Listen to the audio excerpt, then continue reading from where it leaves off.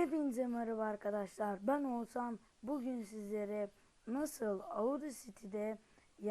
Audacity'de yaptığımız, yani daha doğrusu kaydettiğimiz bir sesi nasıl MP3 şeklinde alabiliriz onu göstereceğim.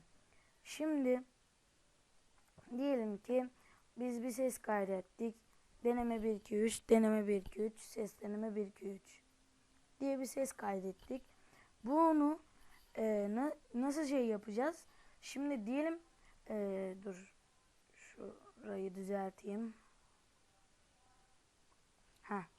Şimdi böyle bir sesimiz var. Biz bunu kaydettik ve MP3 şeklinde almak istiyoruz. Buradan dosyayı basıyoruz.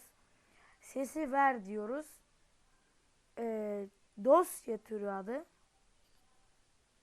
Diyelim ki deneme diye bir deneme diye bir şeyimiz var. Deneme diye kaydedeceğiz. Buradan MP3 dosyalarını seçiyoruz. Kaydet diyoruz. Sizde şöyle bir hata verebilir, işte bilmem ne komutunu falan yapın. İşte seçenekler var, indir kapat falan. Oradan indire basıyorsunuz ve Windows olanı seçiyorsunuz. O Audacity'nin Windows için MP3 formatını indirmeye yarayan bir program. Onu indirmezseniz çalışmaz. Ya zaten hemen iniyor ki birkaç saniyede iniyor yani. Böyle diyoruz. Ondan sonra tamam diyoruz. Kapatıyoruz. Bir dakika. Kapatıyoruz. Şimdi kaydetti sesimizi diyelim. Buradan şeye geliyoruz. Aramaya geliyoruz. O Audacity. Belgeler içinde olanlarını açacaksınız.